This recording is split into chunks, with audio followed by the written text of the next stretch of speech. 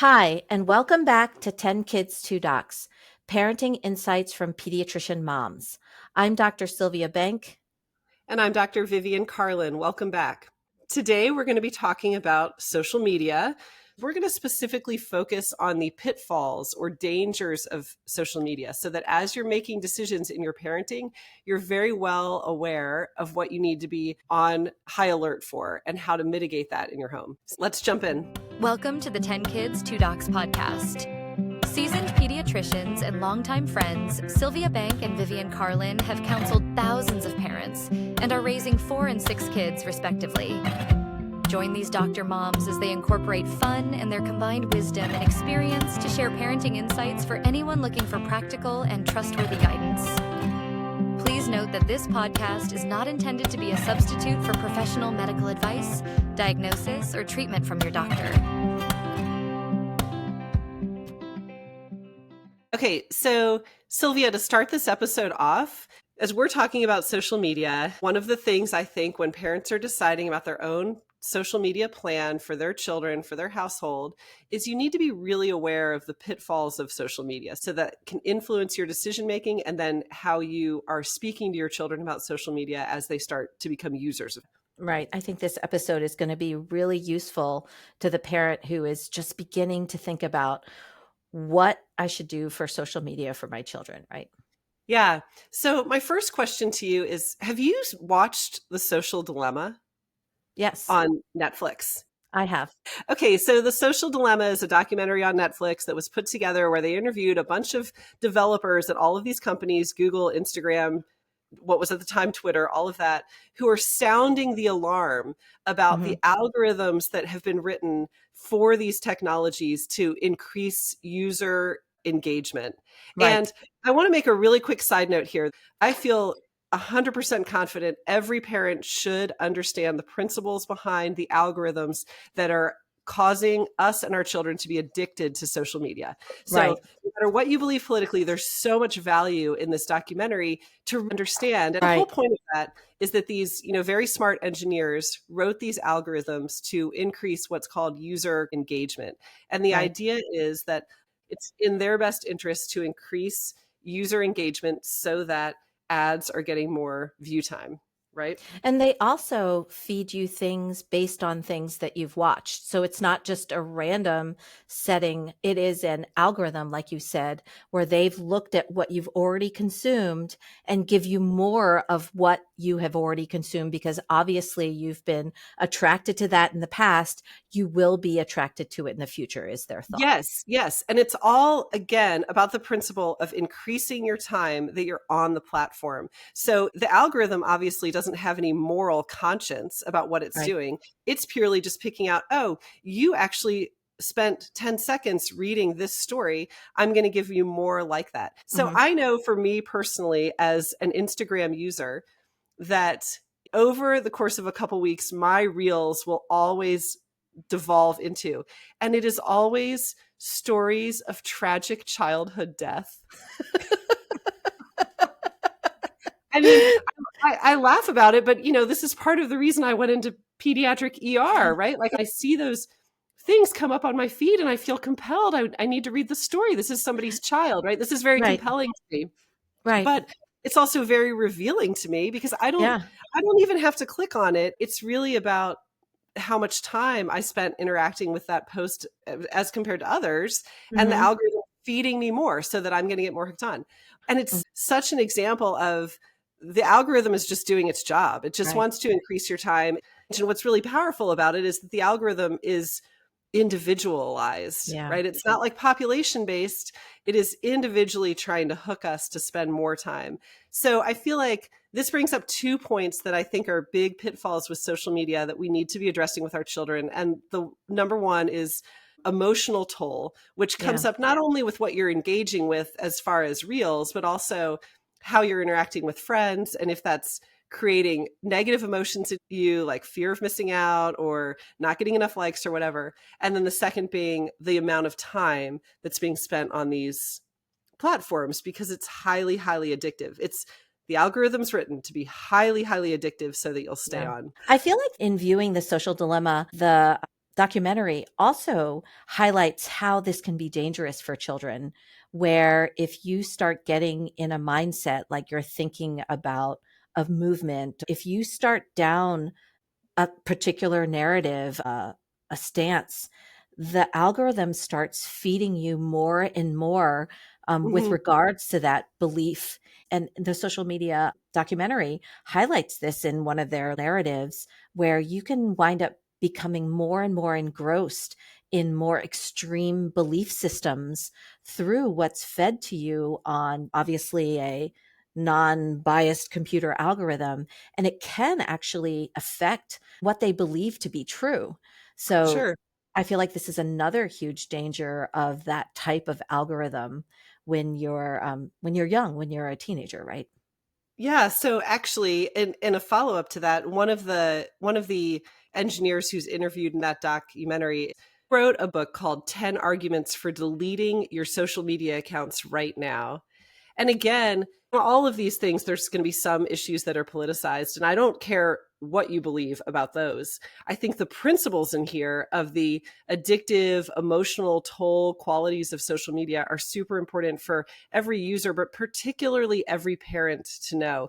And one of Mhm. the things in here that I just think is so right on and so important for us to know is in human psyche, negative emotions actually create more engagement more quickly than positive emotions. So I'm Hmm. going to read you a quote from the book. It says, "The prime directive to be engaging reinforces itself, and no one even notices that negative emotions are being amplified more than positive ones.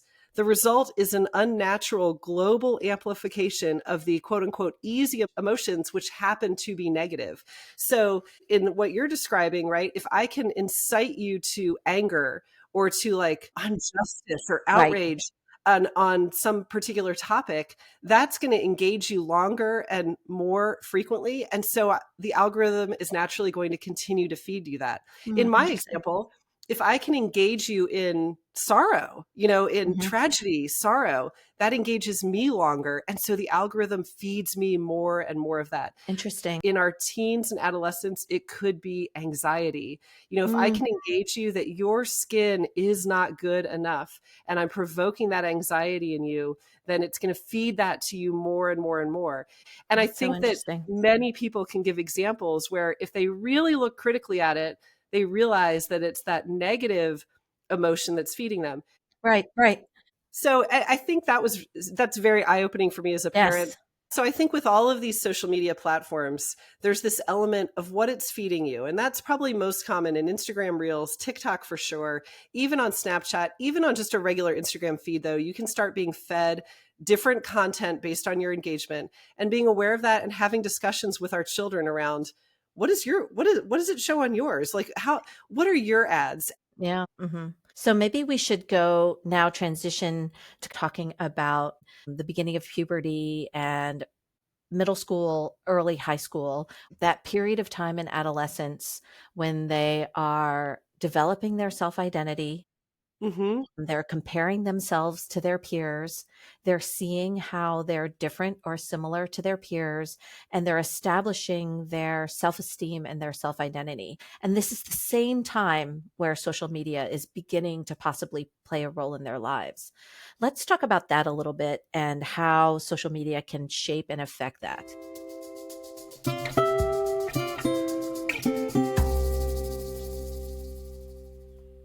Yeah, these resources that I mentioned in the beginning talk about how developers initially thought that adding the like button to a Facebook or an Instagram post was spreading positivity. That this is Mhm. actually a way to generate like community and positivity. And I think there is certainly a part of that. But again, going back to this idea of negative emotions causing more engagement, probably what has happened more is that it generates this anxiety over, did somebody like this post? How many Mhm. people liked this post? If you can put yourself in the place of an adolescent, why are less people liking this post than my previous post? Was my picture good enough? Was the lighting good enough? As well as the FOMO, we all talk about that. Like, oh, it just fed me pictures of a group at a party, but I wasn't invited. So now I Mm-hmm. need to get back on to see what else I'm missing. That it's actually those negative emotions that might be fueling our kids' time or even our own time on these platforms more than we realize. Mm-hmm. Yeah, I mean, it really kind of gives you direct feedback, like almost moment to moment feedback of, did my hair look good? Did my skin look good? Was it a flattering position? Who am I with? Who are they with? Like, it gives them the ability to constantly compare themselves and reevaluate themselves in the opinion and the social context of others, where without restrictions, they can pretty much do this 24/7 now, right? Yeah. Yeah. Instead of being isolated to the school day or Totally. isolated to the dance or whatever, it now Yes. becomes a way to constantly be considering these things. Yes, I think this is a huge pitfall of this. I tell parents, and I think about it with my own kids, when we were growing up, the bully at school or the popular crowd that you wished you were a part of that you weren't, or whatever it is, they were only present in front of you during the school day. And then you went home, and for the majority, that went away. They were Right. left at school. The bully is behind you. They're at school. Well, now they never leave. Yeah. They're present all of the time through your phone, through social media. So I do feel like this is a huge problem. There is no break from that. And while that can also occur just with any cell phone use, with any texting, it's much more easy for it to occur on social media. It can be a little Mhm. bit more disguised, Yeah. not specifically directed to somebody, but they're going to see it. So you Yeah. have this goal of arising some kind of reaction from them. And I think that's a really good point, a big one that we need to be on guard with how our kids are interacting with social media. I also feel like, and I've seen this with some of my children's peers, where it winds up being almost like an obsession where someone who isn't even friends with someone in real life, like you never talk to them, you don't really interact with them. Maybe you're in a class at school with them, but with the accessibility of social media, you can then find out so much about them and begin to look at their lives and scrutinize their lives compared to yours in a way that just didn't exist before. So it almost discourages real interaction to kind of try to get to know someone, where you just kind of research everything about them. You feel like you know them, but then you don't really know them. I think gives kids a platform of beginning to make a social connection in a non-real way. Right, right. It creates a false sense of social connectedness that can inhibit interpersonal connectedness. Yeah. I think all of this brings up a point that you mentioned before we open the doors to social media. I do think it's important to try to establish that your child's self-worth is rooted in other things. Yeah. And for most kids, that is going to be past middle school age. Like Right. they need to be that whole age of self-exploration and who they are and identity forming and looking so much to peers' feedback to form their self-worth. We certainly don't want to put a magnifier on that, which is what social media will do times 1,000 or more. Right. We want to be drawing them back to who they are as a person in their home, the qualities they have that is unrelated to the feedback they're getting from, school age peers. Mhm. And one of the best ways when it came to teen mental health is encouraging them to have more than one friend group. Like branching out will often help children when it comes to these self-evaluation points where they're having a bad interaction with someone in one group. Well, things might be going better in another group. This is a self-protective way that children have gone through these difficult periods of time in adolescence.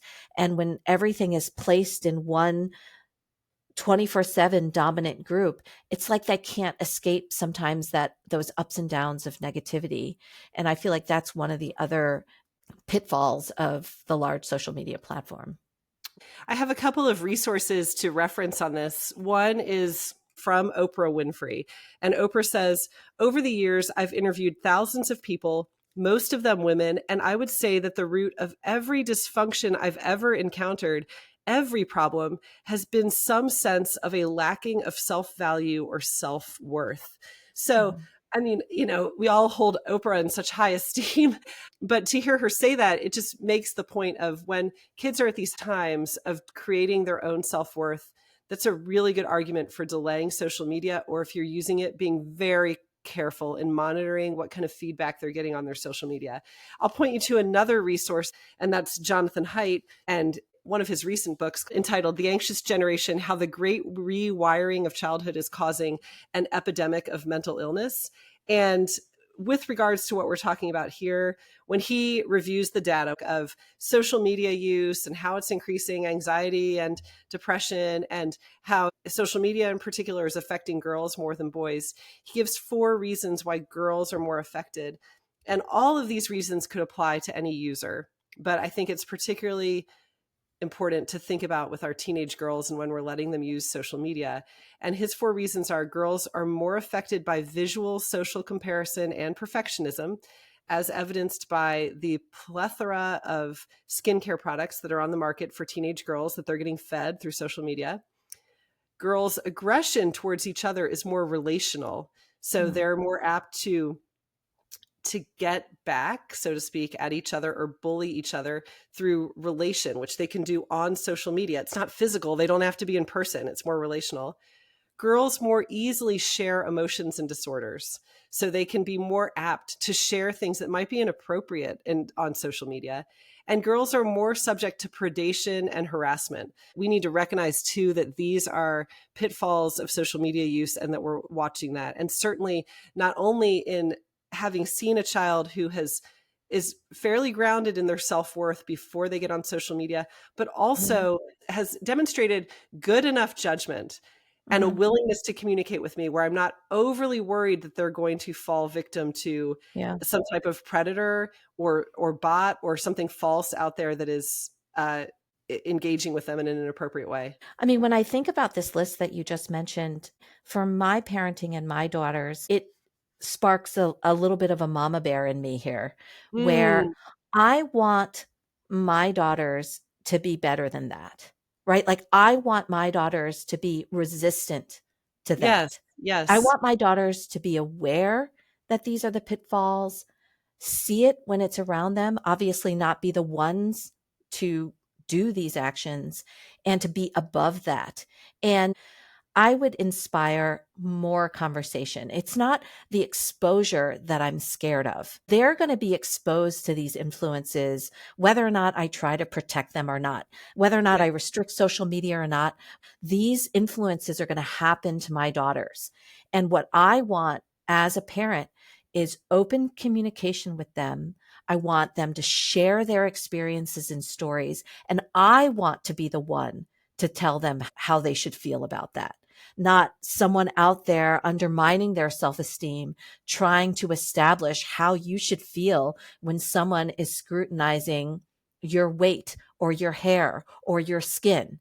I want to be the one that gives you the power of being resistant to that. And, this is why I subscribe to a more let's expose, but let's be involved. This is the whole monitoring part that you're talking about. I want to hear what you're seeing. I want to hear the stories of how you've seen girls bully each other at school or on social media. Right. And let's talk about that. Let's talk about why it's wrong. Let's talk about why societal structure makes it wrong. And let's talk about how we can be resistant to that. Yeah. So those are just my immediate thoughts on how to counteract some of these real life influences that happen to our children on social media. Yeah, interestingly, a number of these sources that I've pointed out, a number of these authors who write about this, they have all kind of come around to say that if they had to pick an age to start social media, they would say 16. Yeah. So, which is interesting because it's also what we're starting to see as people are proposing legislation around this, and as the AAP is putting more information out on this. Sure. The AAP puts out these things called the Mental Health Minute series, and they're really geared towards pediatricians, and I'm going to put this in the show notes because they have a mental health minute about social media and adolescent mental health. And to summarize what they say in this mental health minute, they say approximately 92% of United States teens are active on social media. That is almost every teenager that we Yes, see in the yes. office, right? According to this, US children start using social media at age 11, which is kind of that age where we're encouraging parents to start Yes. making some active decision making for their parenting and their kids. Yeah. And they say the average US teenage girl spends over 2 hours every day on social media. And then they say, while social media has the potential to enhance social connection among youth, multiple studies have shown an association between social media use and adolescent depression and anxiety. One of the things I think that is the most striking piece of world news that I've seen with regards to social media is that November 2024, Australia was on high alert about this danger of social media for adolescent mental health. And the Australian government passed a new law called the Online Safety Amendment, the Social Media Minimum Age Bill. And this law introduced a mandatory minimum age of 16 for accounts on certain social media platforms. And for me, as a mom and a pediatrician, this piece of news was very, very compelling. I want to give my high level advice for when you do choose to allow your child to have social media. And the things I would say are, first, use that as a chance to have either a verbal or written contract between the two Yeah. of you. This is the freedom that you're getting. These are the expectations. This is what we expect from you in return. If those expectations are not met, then we, while you're still a child in our home, have the power to restrict that freedom. I Right. think the second thing is how you monitor social media. It's much easier to monitor time than content. So I am an advocate for using those parental controls where you can set time limits. You can be on this social media application for this long per day, but also recognize you better also be limiting the internet browser because they Yeah. will hop on the internet as well. And then regularly discussing it. And I Yes. think if I could only ask my child one thing about the content they're receiving, I would say, when you look back on your social media use, after you put down your phone, take a check to your emotions. How are you feeling? Is it making you feel positive or uplifted, or is it making you feel depressed or anxious? Yeah, I'm glad that we're having this discussion. We don't have all the right answers, right?